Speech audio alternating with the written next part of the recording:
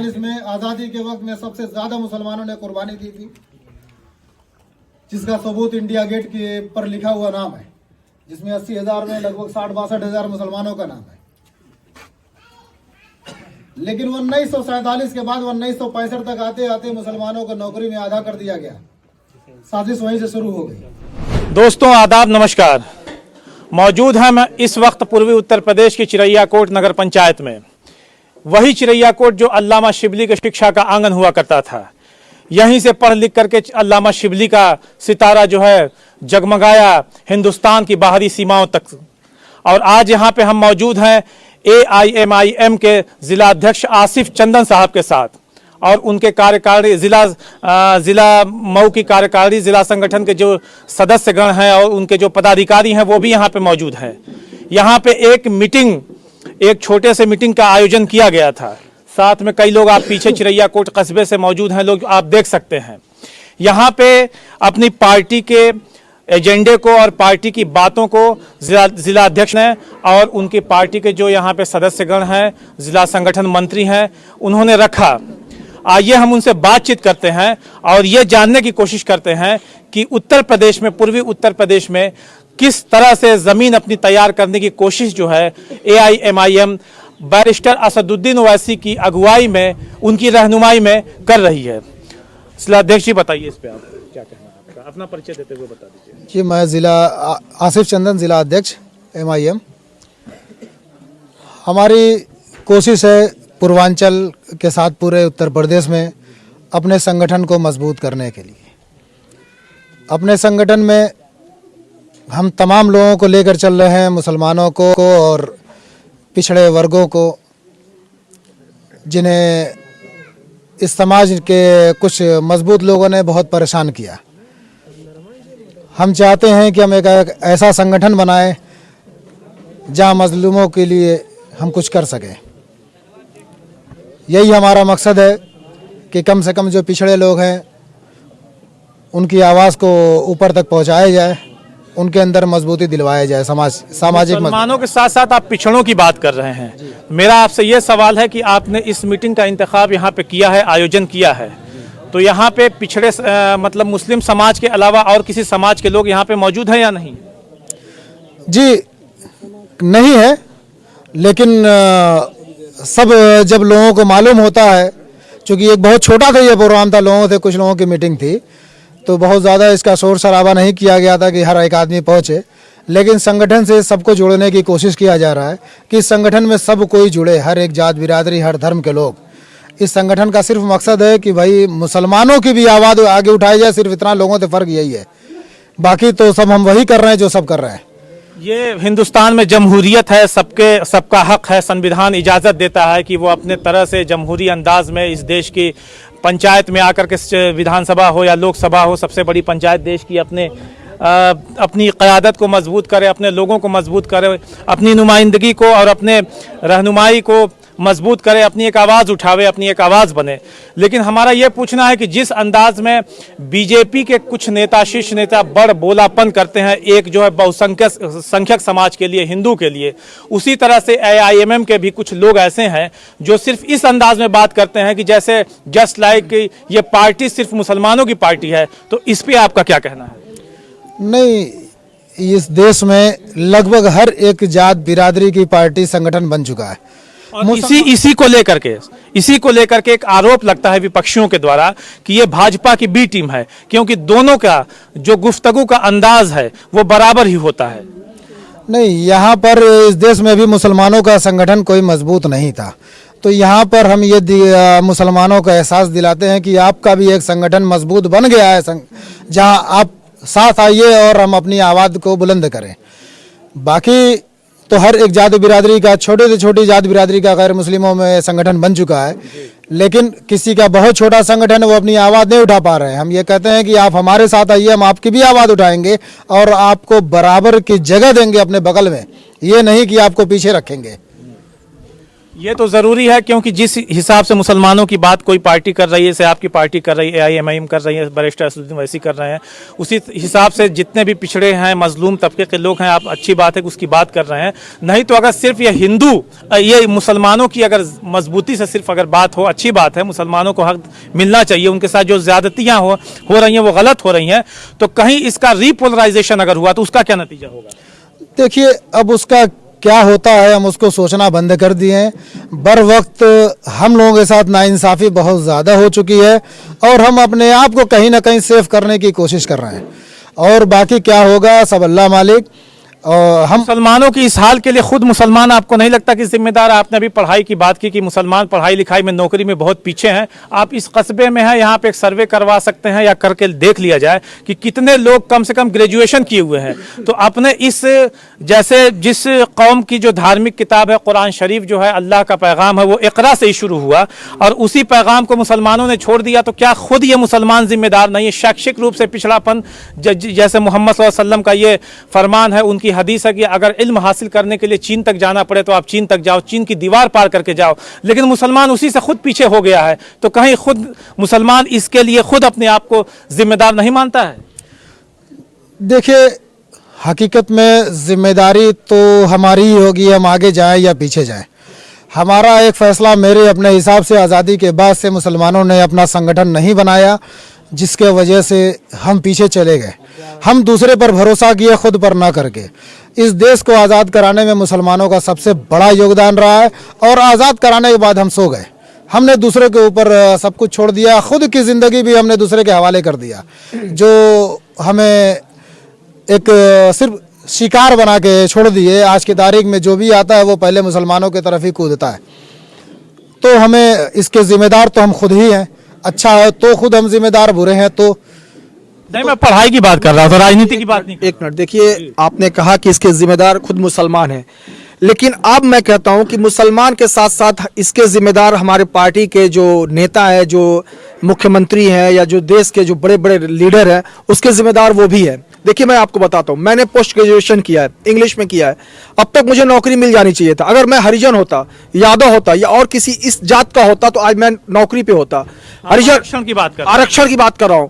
देखिए, मैं बताऊं, हमारे साथ जो भी लड़के पढ़ते, माइनॉरिटी आरक्षण की बात, हाँ, माइनॉरिटी आरक्षण की बात करो। देखिए, हमारे साथ जो भी लड़के पढ़ते थे, ऐसे लड़के पढ़ते थे जिनकी हम लोगों के सामने कोई औकात नहीं थी पढ़ाई में। आज वो मैं उन लोगों से मिला। आज सही है कि बैकवर्ड और शेड्यूल कास्ट को आरक्षण दिया गया है, लेकिन एक चीज और है कि ठीक है, बैकवर्ड तो मुसलमान में भी हैं, लेकिन जो फॉरवर्ड क्लास मुसलमानों के साथ साथ हिंदू में जो फॉरवर्ड क्लास हैं, जैसे ब्राह्मण हो गए, ठाकुर हो गए, भूमिहार हो गए, इनको भी तो आरक्षण नहीं मिला। आरक्षण की बात तो मैंने कर रहा हूँ। आरक्षण की सिर्फ बात नहीं है, हमारे साथ पक्षपात होता है। देखिए, मैं बता दूं कि अब जिसे हम लोग पढ़ लिया, बहुत से लड़के हमारे साथ के हैं, पोस्ट ग्रेजुएट हैं, ग्रेजुएट हैं, उनको नौकरियां नहीं मिलती, क्योंकि वहां पक्षपात होता है। हमारे जो बड़े बड़े आका हैं, जो नेता हैं, वो उनका हमारे ऊपर सपोर्ट नहीं होता है। और भी जो बिरादरी के लोग होते हैं, यादव होते हैं, हरिजन होते हैं, और भी जो कास्ट के लोग होते हैं, जिनको जैसे कहा जाता है कि उप मुख्यमंत्री बना दूंगा, तो आप सोचिए कि उनका मन कितना बढ़ेगा। वो नौकरियों में जाएंगे तो उनका ऊपर से सपोर्ट होगा, उनके जो नेता होंगे उनका सपोर्ट होगा कि ये हमारा लड़का, इनको नौकरी मिलनी चाहिए। तो हम मुसलमान पढ़ के भी आज हमको नौकरी नहीं मिलती तो हम हतोत्साहित होंगे, डिसअपॉइंटेड होंगे, हम आगे पढ़ाई नहीं करेंगे। तो आज मेरी बात पहले सुनते रहिए। आज़ादी के बाद मुसलमानों को नौकरियां बहुत ज़्यादा मिलती थी। उस वक्त बहुत ज़्यादा लोग पढ़े लिखे हुआ करते थे। जब उन लोगों की अवहेलना होने लगी, जब उनको नौकरियां ना मिलने लगी, तो वो हतोत्साहित होने लगे, वो डिसअपॉइंटेड होने, इसलिए उन्होंने पढ़ाई, अपनी जीविका चलाने के लिए पढ़ाई उनको छोड़ना पड़ा, और उनको अपनी जीविका चलाना है तो वो अपने काम धंधे में लग गए। यही वजह है कि आज उनका मतलब मनोबल जिसको कहते हैं, मुसलमानों का जो मनोबल पढ़ाई की तरफ से धीरे धीरे डाउन होता चला गया। आज मुसलमान इस स्तर पर हो गया। अगर आज हमारा कोई कायद होता जो हमारी आवाज़ पार्लियामेंट में उठाता, आज हमारा अगर हक दिया गया होता, तो आज मुसलमान डट के कहता कि हम पढ़ाई करेंगे, इंशाअल्लाह हमको नौकरी मिलेगी। लेकिन आज हम पढ़ाई करके भी ये सोचते हैं कि हम पढ़ के भी क्या करेंगे, हमको नौकरी नहीं मिलेगी। हमारा मनोबल डाउन होता है। और ये हमारा मनोबल कब डाउन होगा? जब हम सरकार के हिस्सेदार में, जब सरकार में हमारी हिस्सेदारी होगी, जब हमारी सरकार होगी, तब हमारा मनोबल ऊंचा होगा। तब हम चाहेंगे कि हम पढ़ाई करें, अपने बच्चों को भी पढ़ाएं, ताकि हमको नौकरी मिल सके। यही मकसद है।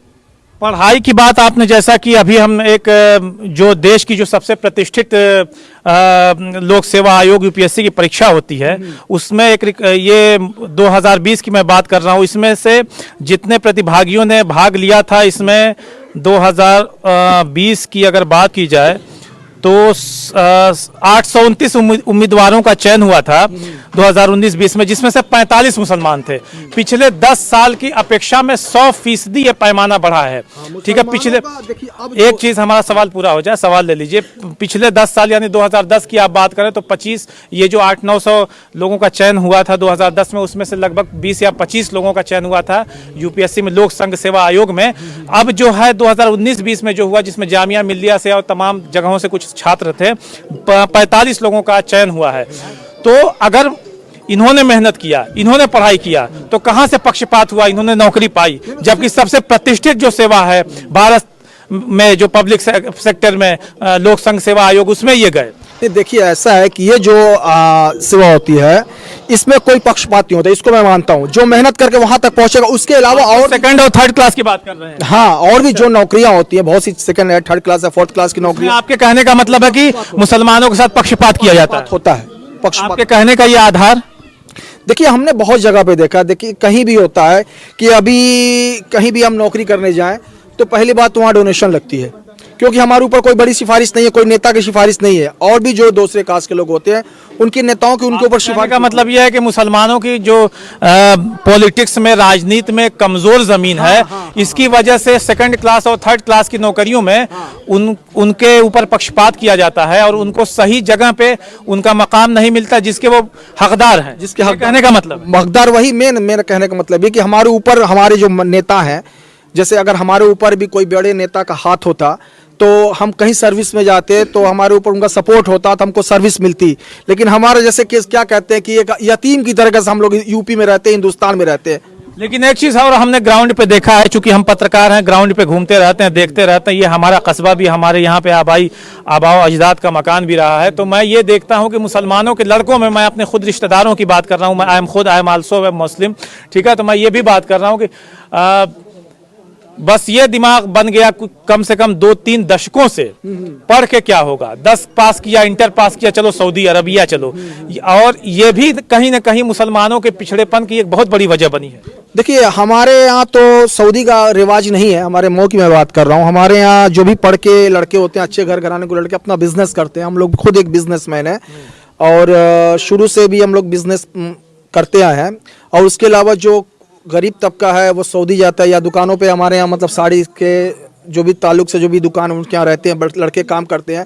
तो एक चीज़ मैं मानता हूँ कि अब चूंकि मुसलमान फाइनेंशियल इतना कमज़ोर हो चुका है, फाइनेंशियल कमजोर हो चुका, कोई जो बेसिक एजुकेशन है, बेसिक एजुकेशन कम से कम इंटर तक की पढ़ाई, अगर वो लड़का तेज रहेगा तो आगे कुछ करेगा, वहां तक भी लोग नहीं पहुंचते। उसके लिए बहुत ज्यादा फाइनेंशियल मजबूती की जरूरत नहीं है, ज्यादातर शौक, ज्यादातर दिखावे का शौक, ये मुसलमानों के अंदर में ये जो रहा है, पुरानी अपनी खुशफहमी कि हम यहाँ पे सुल्तान रहे हैं लेकिन अब नहीं हो। लेकिन जो मौजूदा हालात के हिसाब से मुसलमानों ने अपने आप में बदलाव नहीं लाया, कहीं ये इसकी वजह नहीं आपको लगती? नहीं, अब तो देखिए मऊ में बहुत बदलाव आ गया। पहले के मुकाबले अब सभी घर के लड़के मतलब बाहर पढ़ते हैं, अलीगढ़ में पढ़ते हैं और कॉन्वेंट स्कूल में पढ़ते हैं। मऊ में बहुत ज़्यादा कॉन्वेंट, क्योंकि पहले मदरसे में बहुत ज़्यादा बच्चे रहते थे, लेकिन अब मदरसा खाली रहता है। इसका मतलब ये है कि जो मदरसे में पढ़ने वाले बच्चे सारे कॉन्वेंट स्कूल में पढ़ते हैं। लेकिन एक चीज़ फिर सबके दिमाग में ये होती है कि अगर हम अपने बच्चों को डॉक्टर बनाना है या इंजीनियर बनाना है या किसी बड़े पोस्ट पे भेजना है, उसमें कई लाख रुपए का खर्च। हम तो आप ये कहना चाहेंगे कि देखिए, मुझे नाम याद नहीं आ रहा है कि इस देश के जो चीफ जस्टिस ऑफ इंडिया थे, जो कारी भी थे, हाफिज भी थे, तो जैसे ये चीज़ होती है कि मदरसों से पढ़ लिया तो बस वहीं तक इल्मे दुनिया हो गई, इल्मे दीन हो गया। इल्मे दुनिया की तरफ जो है हाथ पैर नहीं मारते, उधर नहीं जाते, ये कहीं से गलती नहीं है। सिर्फ मदरसे में भी पढ़ाई जरूरी है, इल्मे दीन भी जरूरी है, उसके साथ साथ इल्मे दुनिया भी जरूरी है। इसके लिए आप मुसलमानों को क्या संदेश देना चाहेंगे? देखिए ऐसा है कि हम लोग भी मदरसे से ही पढ़े हुए हैं, 5 तक की पढ़ाई हम लोग अब्दुल कलाम साहब मदरसे से पढ़े थे, जो इस देश को परमाणु संपन्न। हाँ, जितने भी मैं पहले के भी जो भी रहे हैं, बड़े बड़े नेता भी रहे हैं, मुस्लिम नेता भी रहे हैं, और जो इस देश को आज़ाद कराने में जिनका बहुत बड़ा हाथ रहा है, और जो इस देश की आज़ादी में उर्दू का हिस्सा रहा है, उर्दू की नज़मों से या उर्दू के मतलब वो, तो ये सब मदरसे से ही पढ़ के फारिग हुए थे। और मैंने देखा है कि अब मदरसों से, अब मैं इन लोगों को ये मैसेज देना चाहता हूँ कि मदरसे से पढ़ के भी लड़के IAS PCS और ये सब बन सकते हैं, क्योंकि उर्दू और फारसी से जो IAS PCS की जो तैयारी होती है वो बहुत बड़ा स्कोप होता है। ये मुसलमानों को इस चीज़ का ध्यान देना चाहिए कि मदरसे में पढ़ के भी IAS PCS की तैयारी की जा सकती है। और हमारे यहाँ कई लोगों ने IAS PCS निकाला है, मदरसे से पढ़ के ही IAS PCS निकाला है। अच्छा, मास कम्युनिकेशन की जो पत्रकारिता की पढ़ाई होती है दिल्ली यूनिवर्सिटी में, जो सीटें उनकी जो रिजर्व हैं उर्दू से, वो अब की पूरी खाली गई। ठीक है, तो ये किसकी कमी है? अगर वो खाली इसी तरह जाएगी तो कल को वो बंद हो जाएंगी, तब ये आप ब्लेम लगाएंगे कि गवर्नमेंट ने उर्दू की जो सीटें थी वो बंद कर दी, हम गए ही नहीं, तो वो कितनी खाली सीटों को लेकर के ढोएंगे, ये बताइए। नहीं, देखिए इसमें कहीं ना कहीं हमारे मुसलमान भाइयों की भी गलती है। जैसे मैं बता दूं कि अब उर्दू की जो पहले भर्ती होती थी, तो अब लोग मुसलमान बहुत ज़्यादा उर्दू में इंटरेस्ट कम ले रहे हैं, मदरसे में नहीं जा रहे। लेकिन मैं लोगों से कहूंगा कि जो मदरसे में, हाँ, मदरसे में जो पढ़ते थे, हाँ, उर्दू की जो होती है ज़बान होती है, बहुत से लोगों को मैंने देखा कि उर्दू नहीं पढ़ते, इंग्लिश जानते हैं और हिंदी जानते हैं, सब जानते हैं, लेकिन उर्दू को छोड़ते जा रहे हैं। और जब उर्दू को छोड़ देंगे तो यहाँ की जो उर्दू की ज़बान है उसमें जो भी ट्रांसलेटर वगैरह की जो भर्ती होती है, सब चीज़ को ख़त्म कर दिया जाएगा। तो इसलिए अब अपना बहुत से लोग, जैसे कि हम लोग जाते हैं कचहरी वगैरह में, कहीं भी जाते हैं, सारा काम हिंदी में करते हैं या इंग्लिश में करते हैं। तो अब खुद उर्दू में लिखिए, वहाँ उर्दू में एप्लीकेशन दीजिए, ताकि उनको मजबूर होना पड़े कि हमको यहाँ उर्दू ट्रांसलेटर की ज़रूरत है, वहाँ पर लोगों की सीटें बढ़ेंगी, मुसलमान की भर्ती होगी। अब हम उर्दू को ख़त्म करने के लिए हम खुद उर्दू को हम खुद ख़त्म कर रहे हैं। जैसे अब उर्दू का पेपर बहुत कम घरों में आता है, जैसे पहले के लोग उर्दू का पेपर मंगाते, अब सब लोग हिंदी का पेपर। राजनीति पे बात कर लेते हैं। जैसे कि आपने समाजवादी पार्टी पे अभी आरोप लगाते हुए आपने कहा कि जैसे ये एक तरह से बीजेपी के में ही कुछ लोग इनके हैं, सारी चीज़ें हैं। तो जैसे उर्दू को राजभाषा किस सरकार में घोषित किया गया था? देखिए, उर्दू को राष्ट्रभाषा तो राजभाषा, उत्तर प्रदेश की राजभाषा, अच्छा, मुलायम सिंह यादव के टेन्योर में किया गया था। हाँ, और शायद आजम खान, अब मुलायम सिंह यादव के टेन्योर में, अखिलेश यादव के टेन्योर में जो जितने भी वक्फ संपत्तियां हैं, उसका एक जो है अमेंडमेंट ला करके एक बिल पास करके कानून बनाया गया कि जितनी भी वक्फ संपत्तियां, all the properties related to Waqf only run by Muslim and govern by Muslim, वो मुस्लिम के द्वारा चलाई भी जाएगी या मुस्लिम के द्वारा शासित भी किया जाएगा। लेकिन इससे पहले ऐसा नहीं था, वक्फ की संपत्तियों के मैनेजमेंट में हिंदू लोग भी रह सकते थे। लेकिन ये अमेंडमेंट ला करके ये समाजवादी गवर्नमेंट ने इसको जमीन पर उतारा। इसके बारे में आप क्या कहेंगे? अगर पूरी तरह से ये कहा जाए कि समाजवादी गवर्नमेंट नहीं सोचती है मुसलमानों के बारे में, तो ये तो हुआ समाजवादी गवर्नमेंट में। मदरसों में मदरसा बोर्ड में तमाम शिक्षकों की भर्ती मुलायम सिंह यादव के टेन्योर में हुआ, इसके बारे में क्या कहेंगे? देखिए, उस वक्त बहुत सी मुलायम सिंह यादव की मैं बात कर रहा हूँ, मैं सपा सरकार की बात नहीं करता हूँ।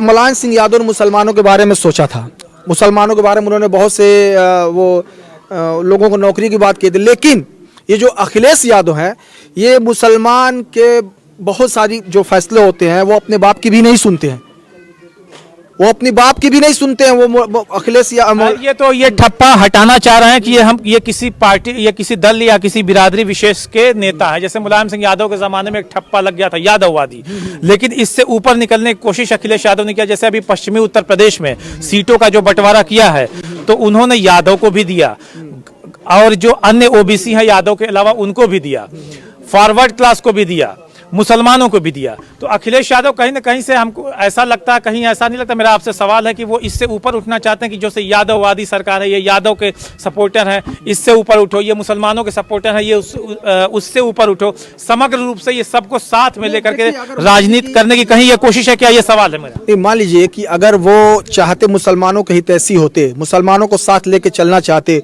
तो हम लोगों ने उनको ऑफर किया था, वैसी साहब ने वो ऑफर किया था हमसे पैक्ट करने के लिए। तो वो सारी छोटी बड़ी पार्टियों से पैक्ट किया, जो 2% है, 2.5% है, 3, उनसे पैक्ट किया, गठबंधन किया। लेकिन उन्होंने वैसे साहब से गठबंधन क्यों नहीं किया? क्योंकि उनको डर ये था कि ये हमारे साथ, ये मुस्लिम तो ऑलरेडी वो जानते हैं कि हमारे पालतू हैं, ये हमारे साथ आएंगे ही आएंगे, हम इनका लेबल चिपका लेंगे तो ये हमारे हिंदू वोटर खिसक जाएंगे। यानी कि उनको हिंदू वोटर्स की फिक्र है, लेकिन हम 20% मुसलमानों को उनको फिक्र नहीं है। वो हमको सिर्फ यूज करना चाहते हैं, मेन यही चीज, हमको यूज करना चाहते हैं, हमारा हक नहीं देना चाहते। मकसद हमारा यही है। बहुत बहुत शुक्रिया। कुछ लोग और हमारे साथ मौजूद हैं, एक आध दो लोग से और हम बात करते हैं। और आपको चिरैया कोट के ये यूसुफाबाद है, क्या है ये? यूसुफाबाद में वार्ड नंबर 12 निस्वां स्कूल है। ये बहुत ही पुराना मदरसा है। यहाँ पे एक हमारे साहब मौजूद हैं, इनसे हम बातचीत करना चाहेंगे। आप अपना तारुफ बताइए। सर मेरा नाम नसीम है। सर अभी आप बोल रहे थे कि जो कि एमआईएम पार्टी बीजेपी की बी टीम है, नहीं आरोप लगता है इसका। ये सवाल मैंने विपक्षित लोग ये सवाल जो है विपक्षियों का है, तो मैंने ये सवाल लिया और मैंने जो पदाधिकारी हैं उनसे जानने की कोशिश किया। जवाब रहा हूँ कि एमआईएम पार्टी जो वो ये समाजवादी पार्टी की जब सरकार थी, आज मैं नहीं शिक्षित हूँ, इसकी वजह है। जानते क्या वजह थी? पहले जो सरकारी स्कूलें होते थे ना, इनके जो टीचर होते थे वो विधायक जी को पैसा दे देते थे, विधायक जी के यहाँ कुछ घूस दे देते थे, जो कि उसको स्कूल नहीं आते थे। अब मुसलमान का बच्चा कैसे बेचारा शिक्षित होगा? आप कौन नहीं आता था? टीचर जो होते थे। अच्छा। अब विधायक जी को पैसा मिल जाता था, विधायक जी संभाल लेते थे, थाना फौजदारी सब संभाल लेते थे। आप भी देखे होंगे कि इससे पहले जो था यही चलता था कि जब नेताजी के यहाँ कोई किसी भी नौकरी, अगर सफाई कर्मी की भी नौकरी कर ले रहा था, लेकिन सफाई कर्मी का काम नहीं कर रहा था, विधायक जी के यहाँ उसका आधी अकाउंट जो है कि जमा हो जाता था। तो मुसलमान कहाँ से शिक्षित होगा? मुसलमानों के मनोबल को बढ़ाना चाहिए था। मुसलमान जो कुछ कम थे, अगर कुछ लोगों को नौकरी मिलती तो मुसलमान कहते कि हाँ मुझको नौकरी मिलेगी। मेरे पिताजी खुद एकदम निरस्त हो गए, बोले कि बेटा पढ़ोगे, मुसलमानों को नौकरी कहाँ मिलती है? पढ़ाई से कौम की हालत बदल जाती है। पढ़ाई से तो सर मेरा एक सवाल है, पढ़ाई से कौम की हालत बदल जाती है, पढ़ाई से जनरेशन जो है पीढ़ियां बदल जाती हैं।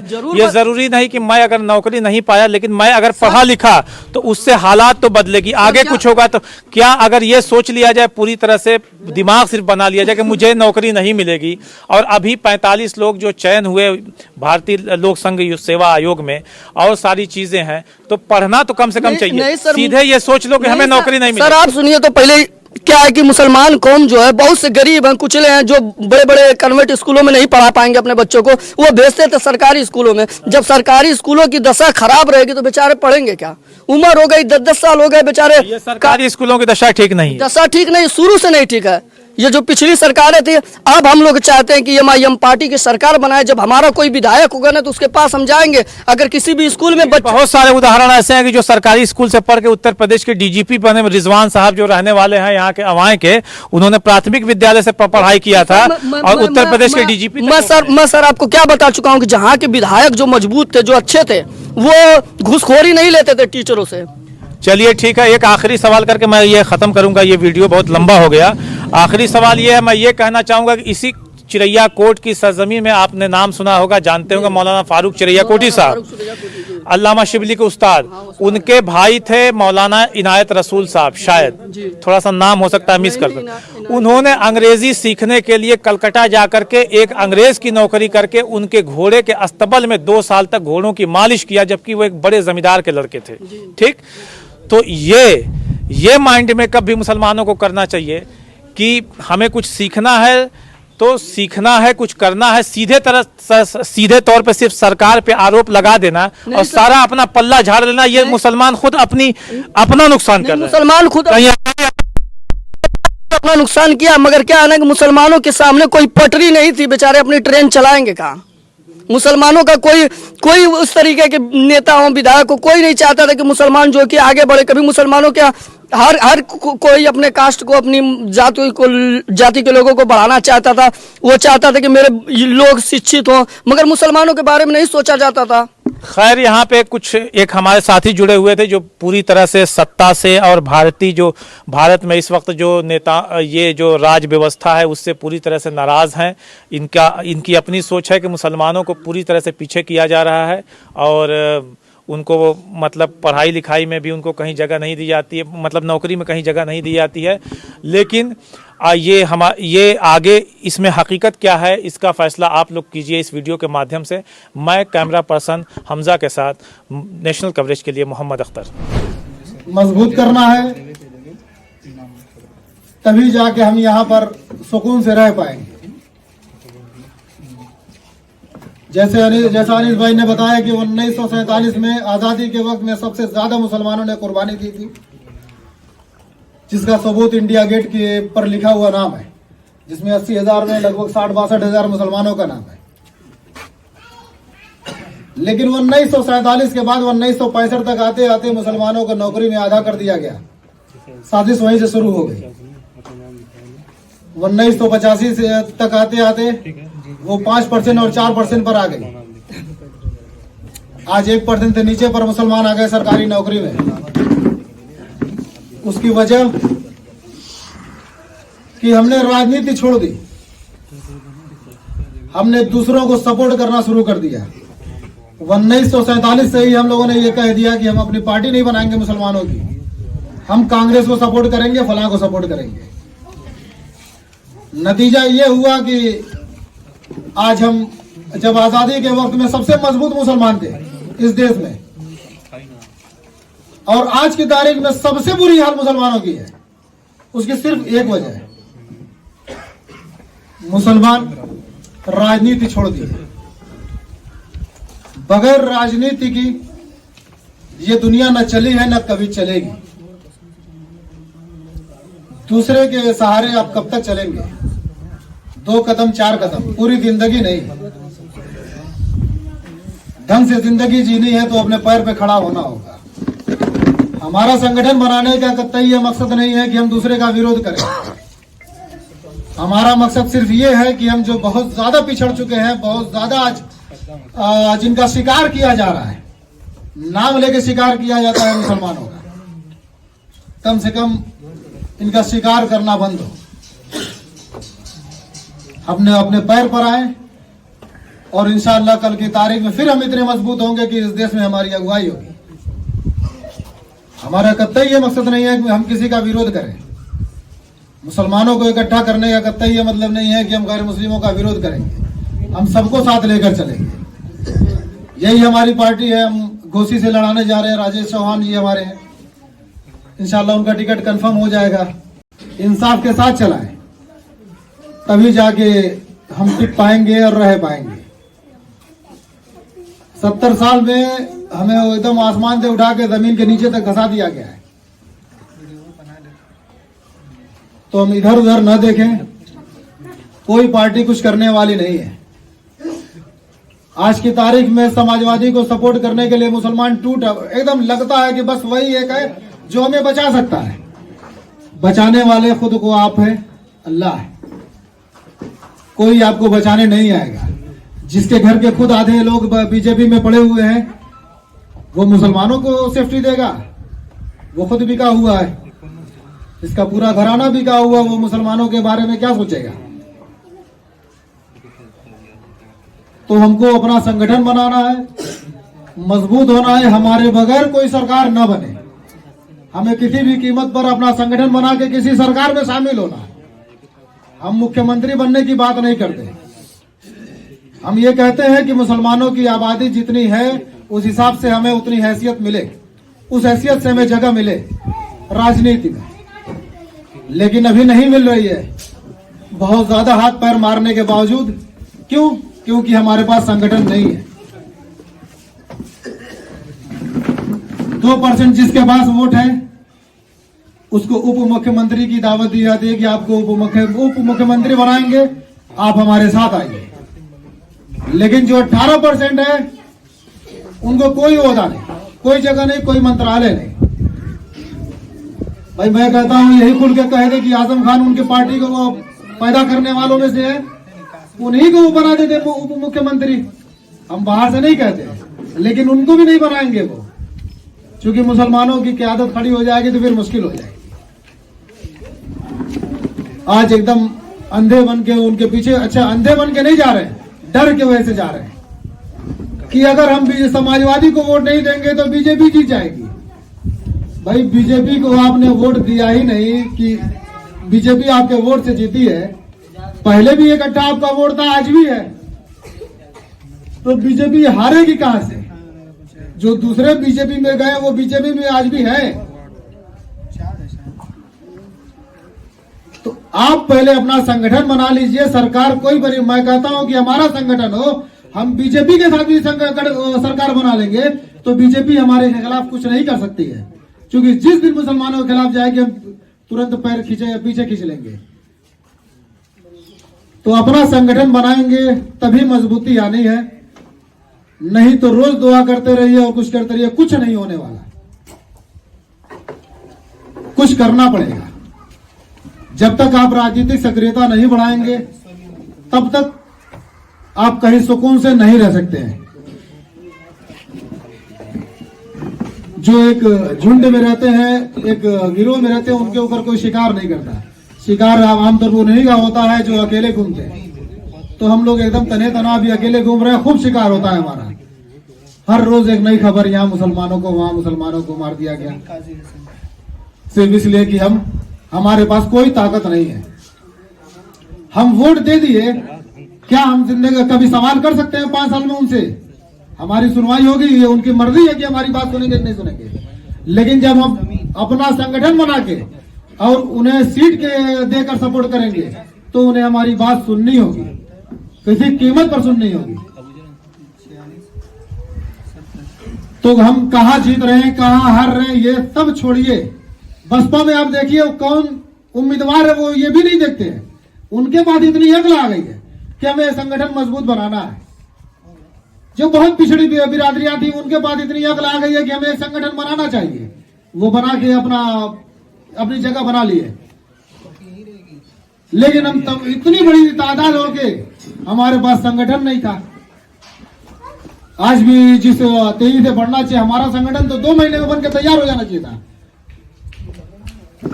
मुसलमानों की जो बुरी हाल है वो तुरंत बन के और सब एक तरफ हो जाना चाहिए था। भाई बहुत ज्यादा में परेशान किया जा रहा है। लेकिन दहशत इतनी ज्यादा है कि कहीं हम उनको सपोर्ट नहीं करेंगे तो कहीं वो जीत गई तो क्या हो जाएगा। अरे भाई 5 साल आई, हमें परेशान की चली गई, 5 साल और परेशान करने दीजिए। हिम्मत रखिए, कुछ हरकत कीजिए। कल की तारीख में आप मजबूत होंगे तो वो भी आपको नहीं कुछ कर पाएंगे, परेशान नहीं कर पाएंगे। सिर्फ घर बैठ के और सोचने से तो कुछ नहीं होना है, कुछ करने से कुछ होगा।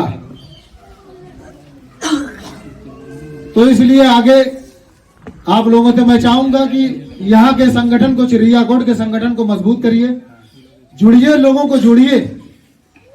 आप अपनी जिम्मेदारी लीजिए कि अगर आगे जब भी MIM यहाँ से लड़ती है तो 1 वोट जाएगा तो वो आपका जाएगा, दूसरा कोई देता है कि नहीं देता है, इस बात को सोचने को छोड़ दीजिए।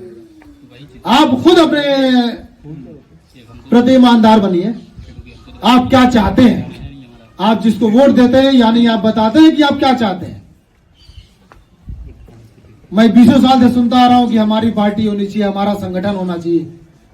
जब एक इतना मजबूत लीडर आया है आज के तारीख में, हिंदुस्तान में ओवैसी के मुकाबले में, असदुद्दीन ओवैसी के मुकाबले में कोई लीडर नहीं है। एक बैरिस्टर, दलितों ने एक बैरिस्टर को पाया तो बाबा बना दिया, बाबा भीमराव अम्बेडकर। कितनी कदर। एक महात्मा गांधी थे बैरिस्टर, हिंदुओं ने उनको पा गया बैरिस्टर के तौर पर, कितना बड़ा ओहदा दे दिया। हमको भी एक बैरिस्टर मिल गया तो हम बीजेपी का एजेंट बोलते हैं। मिजाजी हैसियत हमारी इतनी है, समझ नाम की चीज नहीं है। जो आदमी एक भी सिक्योरिटी गार्ड लेकर नहीं चलता है, अभी एक प्रधान जो जीता होगा आपके बगल में, वो 4 सिक्योरिटी गार्ड लेकर चल रहा होगा, उसको डर है। लेकिन असदुद्दीन ओवैसी राष्ट्रीय अध्यक्ष होकर भी एक भी सिक्योरिटी गार्ड लेकर नहीं चलता। अल्लाह पर इसका ईमान है कि जिंदगी और मौत अल्लाह के हाथ में है। उसको लोग कहते हैं कि बीजेपी। कहां आंख लगे है। अपने संगठन को मजबूत करिए। अच्छा, मैं तो यहां तक कहता हूं कि कोई ऐप नजर आता है इसमें तो इसको छोड़ के दूसरी पार्टी आए उसमें आप जाइए। आपको असदुद्दीन ओवैसी की मुखालफत करके समाजवादी ही क्यों समझ में आती है? क्योंकि आपको वहां से ट्रेनिंग दी जाती है कि आप किस तरीके से मुस्लिम पार्टी की मुखालफत करेंगे। 99% मुखालफत करने वाले समाजवादी के सपोर्टर हैं, हम इसलिए उसका विरोध करते हैं। 99% समाजवादी के सपोर्टर होंगे जो ओवैसी की मुखालफत करते हैं कि कहीं उनकी जो कुछ जगह है वो खत्म ना हो जाए। भाई किस बात की डर है आपको? वहां पर भी, वहां तो आपको लतिया के रखा था। स्टेज पर तमाम वीडियो आई है जहां मुसलमानों को खींच के किनारे कर दिया जाता है। कोई हैसियत नहीं है। तो अपना संगठन मजबूत करिए, तभी कोई आपकी हैसियत बनेगी। बगैर राजनीति के कुछ नहीं होना है।